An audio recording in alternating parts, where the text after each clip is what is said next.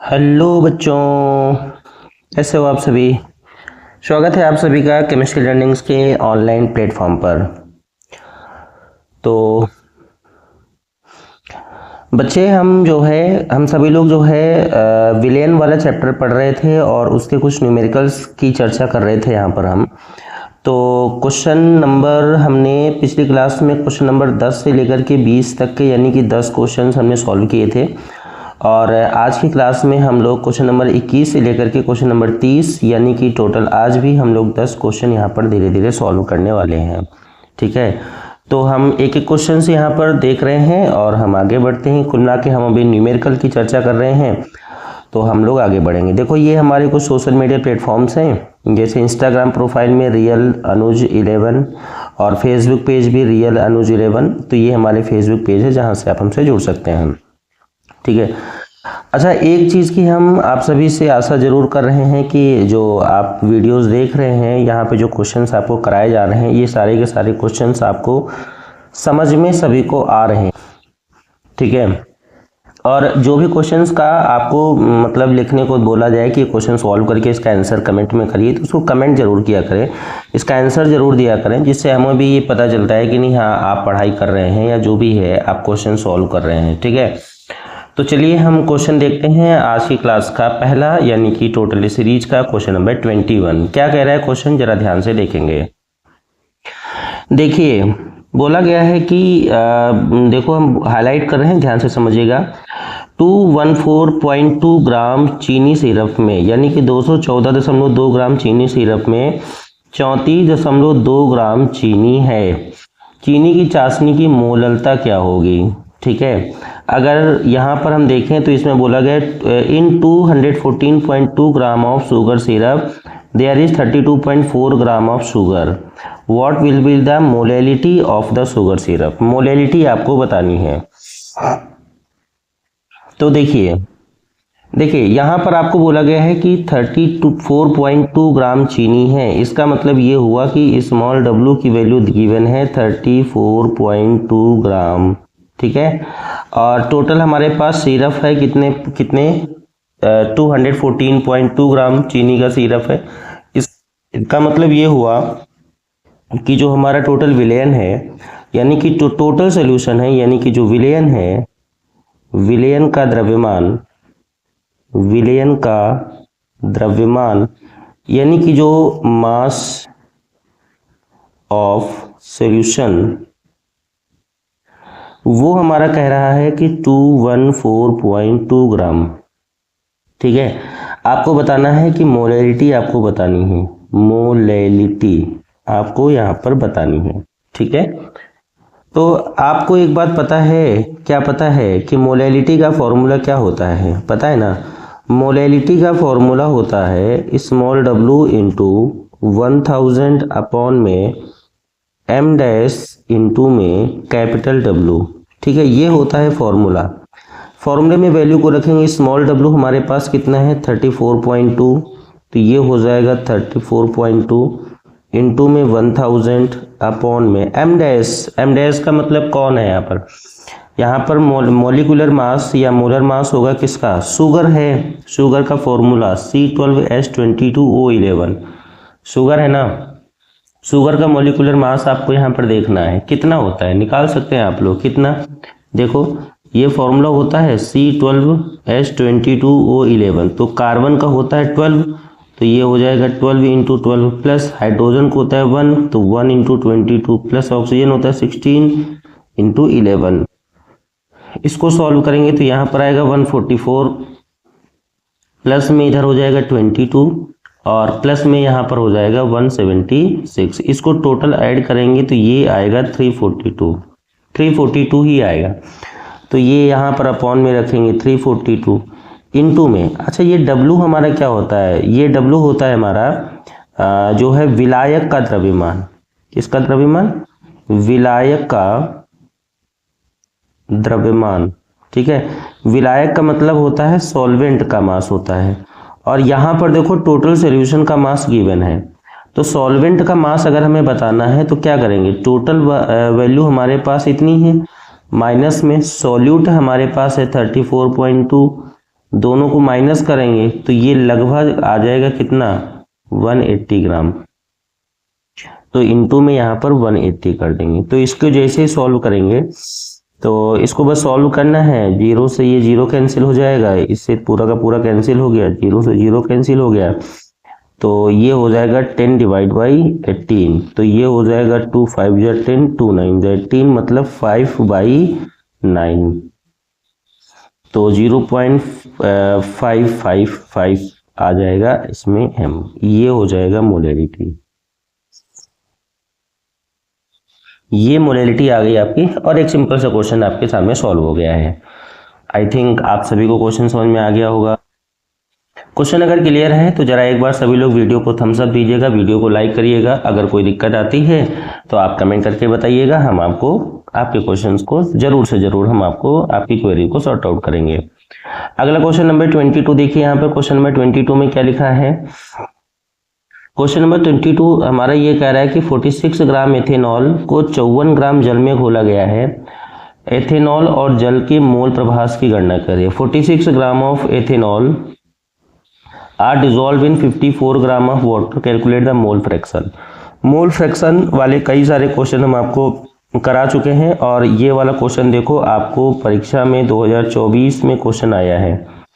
ऊपर वाला क्वेश्चन 2019 में देखो ये क्वेश्चन आया हुआ था। सारे के सारे क्वेश्चन बोर्ड एग्जाम के ही है।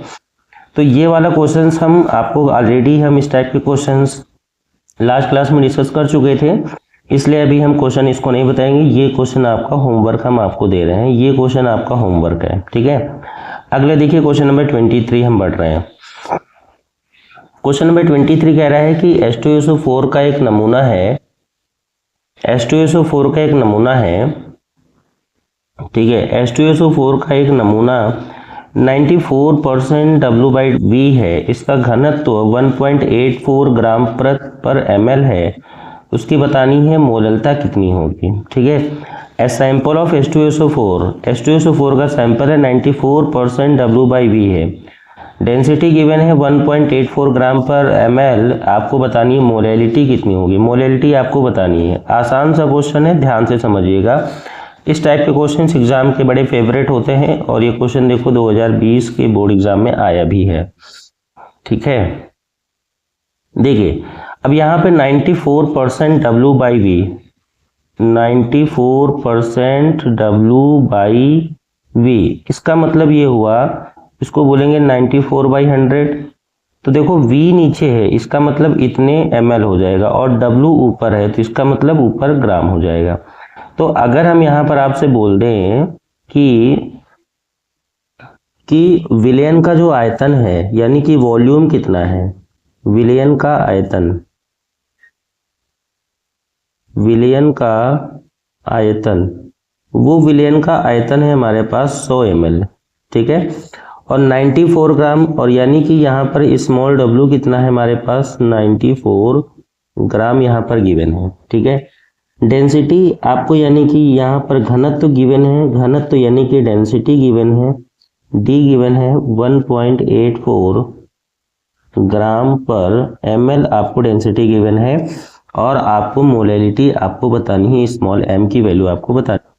तो स्मॉल m की वैल्यू आपको बतानी है। कैसे सॉल्व करेंगे, बस आपको यही देखना है कि इसको सॉल्व कैसे करना है। देखो फॉर्मूला तो पता है मोलैलिटी का क्या होता है, मोलैलिटी का फॉर्मूला होता है m equal to small m equal to small w into 1000 upon में m dash into capital W, ये फॉर्मूला होता है, ठीक है। ये फॉर्मूला हमारे पास होता है। तो स्मॉल w की वैल्यू हमारे पास 94 है, इंटू में यहाँ पर 1000 अपॉन में m डैश हमारा क्या है, m डैश का मतलब होता है क्या, m डैश का मतलब होता है मॉलिक्यूलर मास, और ये यहाँ पे किसका लिखना है, H2SO4 का लिखना है। तो अगर हम H2SO4 की बात करेंगे तो हाइड्रोजन का होता है 1 इंटू 2 प्लस सल्फर होता है 16 प्लस ऑक्सीजन का मतलब 16 इंटू 4 होता है 64। तो इसको टोटल सॉल्व करेंगे तो यहाँ पर आएगा 98, तो ये हो जाएगा 98 इंटू में देखो कैपिटल W आपको बताना है, मतलब कि जो सॉल्वेंट है उसका मास आपको बताना है, सॉल्वेंट का मास नहीं गिवन है।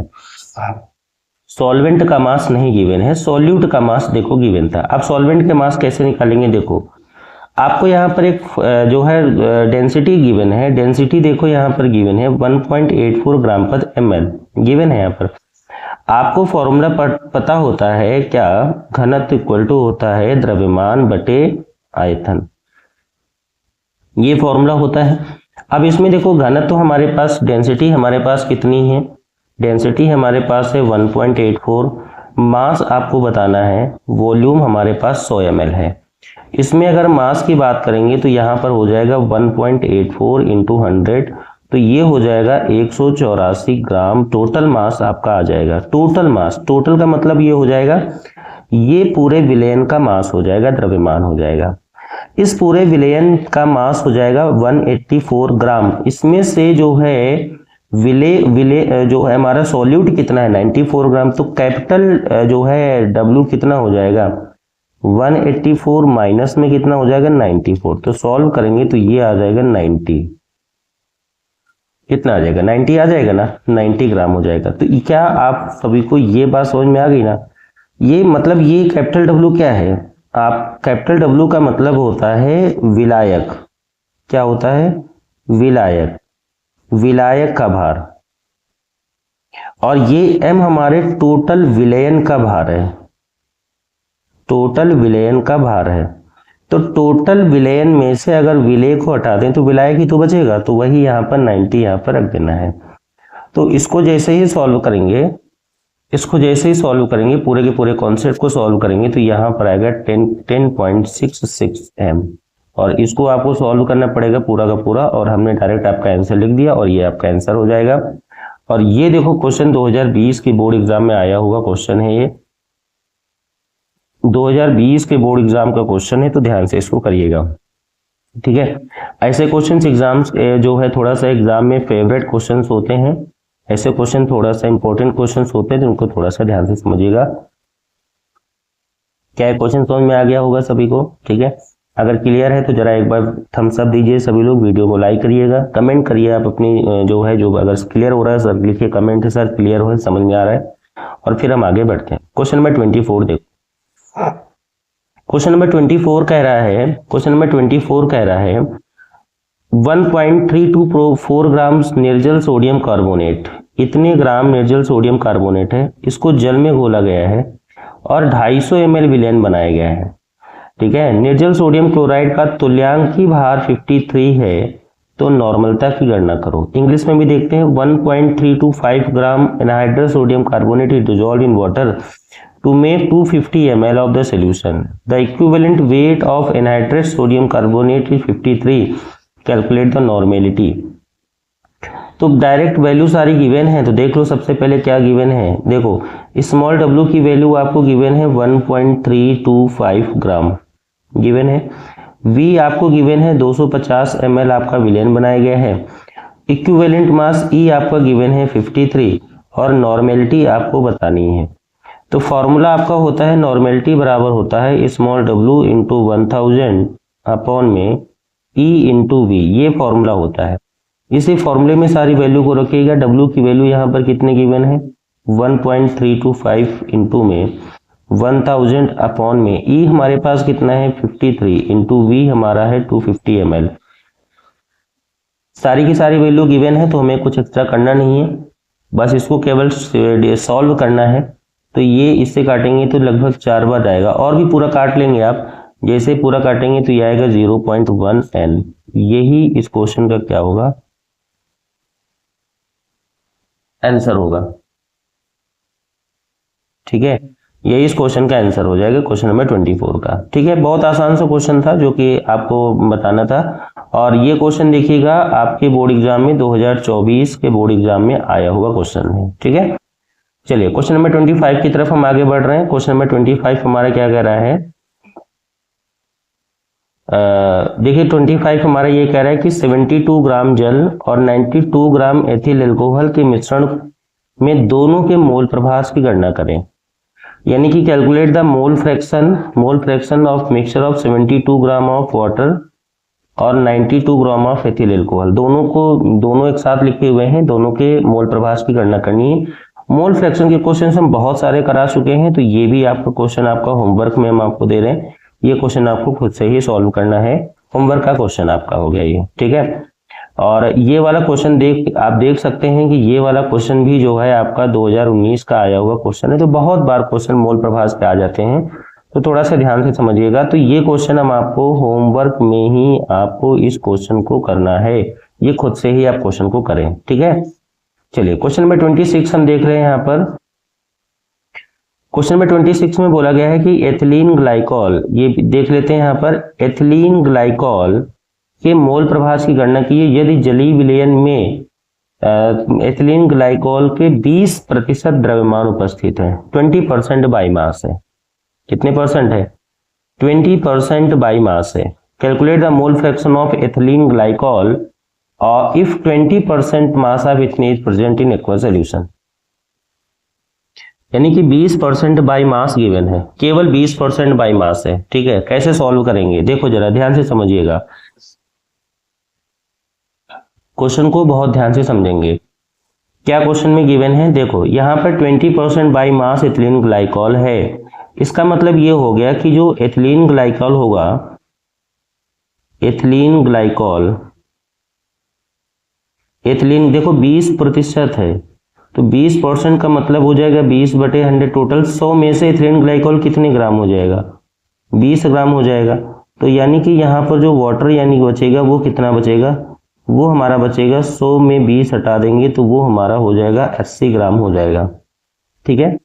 ये हमारा हो जाएगा। बस इतनी बात समझ में आ गई यहाँ पर। अगर इतनी बात समझ में आ गई है तो फिर आपको कुछ बताना नहीं है। आप एक काम करेंगे, दोनों के मोलों की संख्या बता दो। एन एथिलीन ग्लाइकॉल, इसके मोलों की संख्या बताओ। इसके मोलों की संख्या बतानी है आपको। मोलों की संख्या बताओ। क्या मोलों की संख्या बराबर क्या होता है? ग्राम में भार बटे अणुभार। तो अणुभार एथिलीन ग्लाइकॉल का फॉर्मूला देख लो क्या होता है, C2H6O2। अब इसमें अगर मॉलिक्यूलर वेट निकालेंगे तो कार्बन का होता है 12 दूने 24 प्लस हाइड्रोजन मतलब 6, ऑक्सीजन का मतलब 2 है, 16 दूने 32। इसको जैसे ही सॉल्व करेंगे तो ये टोटल आ जाएगा 62। तो यहाँ पर रखेंगे 62, तो इक्वल टू जैसे ही इसको सॉल्व करेंगे 20/62, तो इसको 20/62 ही रखते हैं। अच्छा, अब जल के जो है मोलों की संख्या निकालेंगे तो यहाँ 80 बटे जल का मॉलिक्यूलर मास होता है 18, तो इसको 18 ही रख दीजिएगा। तो देखो दो यहाँ पर मोलों की संख्या आ गई। अब जो है क्या बताना है, एथिलीन ग्लाइकॉल का मोल प्रभाज बताना है, NC2H6O2 इसका बताना है। तो उसके मोलों की संख्या ऊपर रखनी है, अपॉन में टोटल मोलों की संख्या नीचे रखनी है। तो Na हमारा कितना हो जाएगा, एथिलीन ग्लाइकॉल के मोल हमारे पास कितने हमने निकाले 20/62, अपॉन में Na हमारे कितने हो 20/62, प्लस में कितना हो जाएगा 80/18। इसको बस सॉल्व करना है, इसको सॉल्व करना है, पूरा का पूरा सॉल्व कर लेना है। इन दोनों को जब डिवाइड करेंगे तो ये आ जाएगा 0.32, इसको डिवाइड करेंगे तो ये भी आएगा 0.32, और इन दोनों को डिवाइड करेंगे तो आएगा 4.44। इनको सॉल्व करेंगे तो वैल्यू आ जाएगी 0.067, और यही आपकी इस क्वेश्चन का क्या हो जाएगा आंसर। वैसे क्वेश्चन बताने वाला नहीं था, ऑलरेडी आप इस क्वेश्चन को कर सकते थे, ऑलरेडी क्वेश्चन कर सकते थे, क्योंकि इस टाइप के क्वेश्चंस मोल फ्रैक्शन वाले ऑलरेडी कर दिए हैं। लेकिन इस बार यहाँ पे केवल परसेंटेज वैल्यू दी होने की वजह से क्वेश्चन हमने आपको यहाँ पे बताया है। और ये क्वेश्चन भी किसी न किसी ईयर में आया हुआ है। ईयर देखो लिखना भूल गए, यहाँ पर नहीं लिखा है, ये भी किसी न किसी ईयर का ही क्वेश्चन है, ठीक है। तो आई थिंक ये वाला क्वेश्चन भी आप सभी को समझ में आ गया होगा। चलिए क्वेश्चन नंबर 27 देखते हैं। बोला गया है, क्वेश्चन को ध्यान से समझिएगा, ग्लूकोज के जल में बने विलेन की सांद्रता 10% W/V है। जल का घनत्व 1.20 ग्राम प्रति ml है। तो मोलरता और मोल प्रभाज बताना है। 3 चीजें बतानी है, ठीक है। मोलरता और मोल प्रभाज बतानी है। तो देखो यहाँ पर क्वेश्चन गिवन है 10% भारानुसार है, 10% बाई मास है। तो 10% का मतलब ये हो जाएगा, 10% का मतलब हो जाएगा 10/100। इसका मतलब ये हो जाएगा कि स्मॉल w, और वो भी कौन, ग्लूकोज, वो हमारे पास हो जाएगा 10 ग्राम। ठीक है। स्मॉल w हमारे पास कितने ग्राम हो जाएगा, 10 ग्राम। तो इसका मतलब यहाँ पर कैपिटल W यानी कि जो पानी है वो हमारे पास हो जाएगा 90 ग्राम।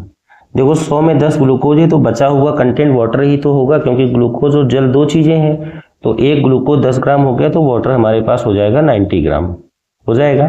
ठीक है, तो अब एक काम करते हैं, मोललता बताते हैं। क्या बताना है हमें, मोललता बतानी है। तो मोललता का फॉर्मूला होता है, पहला क्वेश्चन आपको है स्मॉल w इंटू 1000 बटे में m डैश इंटू में कैपिटल W। तो इस फॉर्मूले में रखेंगे तो स्मॉल w की वैल्यू हमारी 10 है, इंटू में 1000 बटे m डैश क्या है, ग्लूकोज है यहाँ पर। ठीक है, ग्लूकोज का m डैश बताना है। तो ग्लूकोज का फॉर्मूला होता है C6H12O6। तो ये हो जाएगा carbon 12 into 6 72 plus 12 plus 16 into 6 96। ठीक है, तो ये टोटल हो जाएगा 180 आ जाएगा। ठीक है, तो यहाँ पे रख देंगे अपॉन में 180 इंटू कैपिटल W का मतलब हो जाएगा हमारा 90।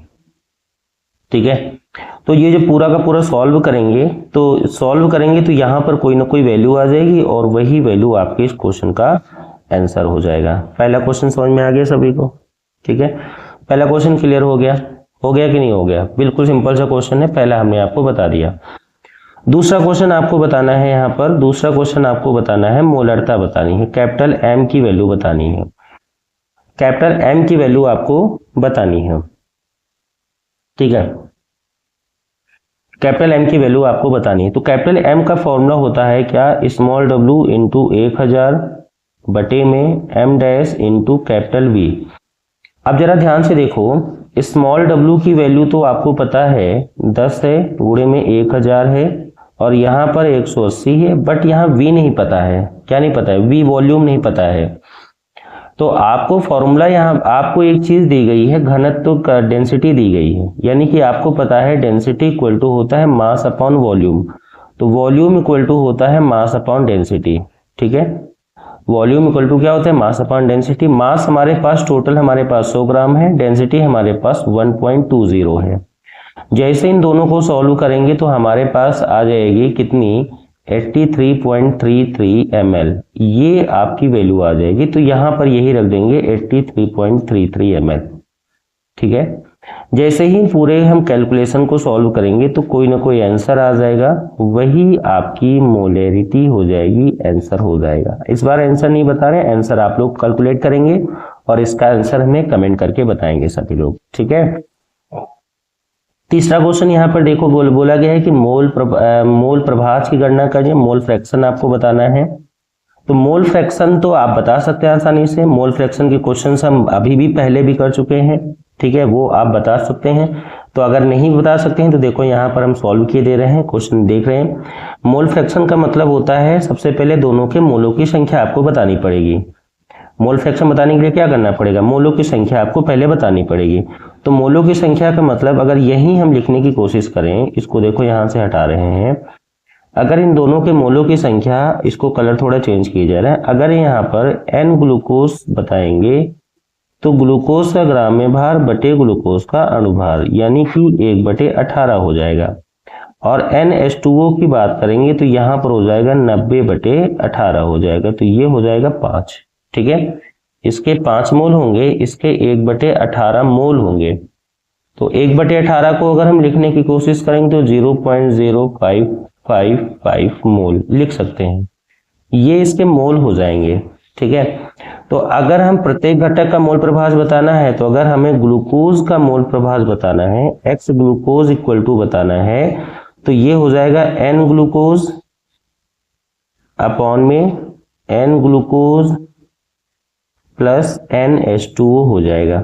सॉल्व करेंगे तो ग्लूकोज का नंबर ऑफ मोल्स हमारे पास कितने आएंगे, 0.5 अभी हमने निकाला ना 0. देखो यहाँ पर वैल्यू लिखी हुई है, तो 0.0555 अपॉन में 0.0555 प्लस में H2O का मतलब 5। इन दोनों को जैसे ही सॉल्व करेंगे तो हमारे पास वैल्यू आ जाएगी कितनी, 0.01 आंसर हो जाएगा। ठीक है ना, 0.01 हो जाएगा। अगर हम H2O निकालने की कोशिश करेंगे तो 1 - 0.01 करेंगे तो ये यहाँ पर आएगा 0.99, ये भी वैल्यू आपकी आंसर हो जाएगी। तो ये दोनों आपके मोल फ्रैक्शन हो जाएंगे, ठीक है, और ये दोनों आपके मोलैरिटी और मोलैलिटी हो जाएंगे, ठीक है। ये आपकी होगी, ये वाली आपकी होगी मोलैलिटी, और ये वाली होगी आपकी मोलैरिटी, ठीक है। तो ये वैल्यू यहाँ से आप फाइंड कर सकते हैं। तो आई थिंक ये वाला क्वेश्चन थोड़ा सा बड़ा क्वेश्चन था, बट आई थिंक ये वाला क्वेश्चन सबको समझ में आ गया होगा। आसान से क्वेश्चन है, बहुत बड़ी कोई रॉकेट साइंस नहीं थी, सिंपल तरीके से क्वेश्चन को हम डील कर सकते थे यहाँ पर, ठीक है। तो चलिए हम अगले क्वेश्चन की तरफ बढ़ते हैं। क्वेश्चन नंबर 28 क्या कह रहा है? क्वेश्चन नंबर 28 हमारा ये कह रहा है 2.5 ग्राम एथेनोइक अम्ल को 75 ग्राम बेंजीन में घोला गया है। एथेनोइक अम्ल की सांद्रता पार्ट्स पर मिलियन में बतानी है, मोल फ्रैक्शन बताना है, मास परसेंटेज बताना है, मोललता बतानी है। देखो ये सारी की सारी चीजें हम कई बार बता चुके हैं, तो सारे के सारे कंटेंट बार बार रिपीट हो रहे हैं, तो बार बार हमें बताने की जरूरत नहीं है। और ये क्वेश्चन 2020 और 25 में 2 बार आया था, तो ये क्वेश्चन भी आप अपना होमवर्क में देंगे। देखो क्वेश्चन हम बहुत ज़्यादा क्वांटिटी में कर रहे हैं यहाँ पर क्वेश्चन, तो जो सेम टाइप के क्वेश्चन होंगे वो आपको खुद से ही करने पड़ेंगे। वो सारे के सारे क्वेश्चन हम आपको हर एक क्वेश्चन नहीं बताने वाले यहाँ पर, ठीक है। चलिए क्वेश्चन नंबर 29 देखते हैं क्या है। हाँ, ये वाला क्वेश्चन देखिए इंपॉर्टेंट है, मतलब इस टाइप का क्वेश्चन पहली बार आ रहा है, तो देखिएगा 2023 और 17 में क्वेश्चन आया है। बोला गया है कि देखो दो द्रवों ए और बी के वाष्प दाब क्रमशः 80 mm और 60 mm है। ए के 3 मोल और बी के 2 मोल मिलाने पर विलयन के कुल वाष्प दाब कितना होगा? The vapour of 2 liquid A and B are 80 mm and 60 mm। If 3 moles of A and 2 moles of B are mixed together calculate the total vapour pressure. तो वेपर प्रेशर बताने के लिए आपको ध्यान दिया होगा कि वेपर प्रेशर बताने के लिए हमारे पास राउल्ट का नियम आता है। राउल्ट के नियम में क्या होता है कि टोटल प्रेशर इक्वल टू होता है P naught A into X A plus P naught B into X B.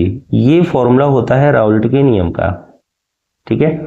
Total pressure बताने के लिए राउल्ट का नियम होता है, राउल्ट का नियम बताया जाता है P naught A into X A plus P naught B into X B, ये फॉर्मूला होता है, ठीक है। तो देखो पी नॉट ए और पी नॉट बी की वैल्यू तो गिवन है, बट एक्स ए और एक्स बी नहीं गिवन है, ठीक है।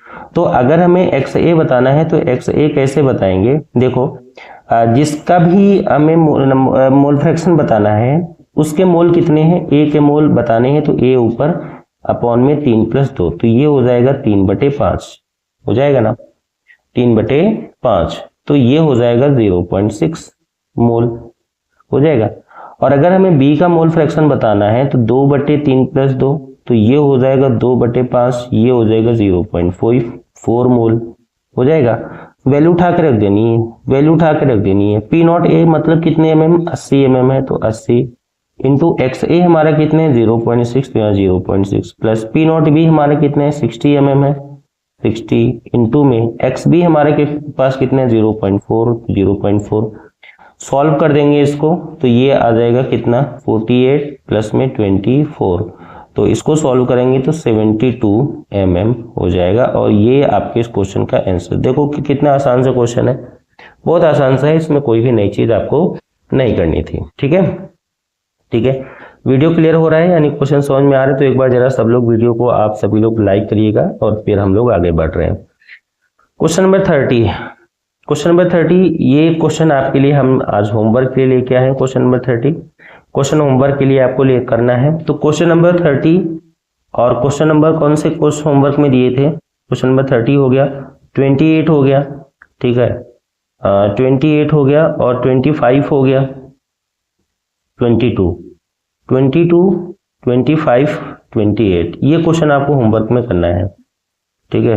22, 25, 28 और ये बिल्कुल फ्रेश क्वेश्चन है जो होमवर्क में करना है। ये 4 क्वेश्चन आज आपके लिए होमवर्क है, जो आपको खुद से सॉल्व करने हैं। अगर कोई भी क्वेश्चन में दिक्कत आती है, 30 नंबर क्वेश्चन को हम अगले क्लास में डिस्कस करेंगे। इन क्वेश्चंस में अगर दिक्कत आती है तो आप हमें कमेंट करेंगे और हम आपको बताएंगे क्वेश्चन को कैसे डील करना है, ठीक है। तो बाकी अगर कोई पर्सनल प्रॉब्लम आती है तो हमें इंस्टाग्राम पे आप मैसेज करें, हम आपकी बात को वहां पर देखेंगे, ठीक है। आज की क्लास के लिए इतना ही, ठीक है। धन्यवाद सभी को वीडियो को देखने के लिए, और ज़्यादा से ज़्यादा लोगों तक वीडियो को पहुंचाइए जिससे ज़्यादा से ज़्यादा लोग जुड़ सकें, ठीक है। Thank you, all the best.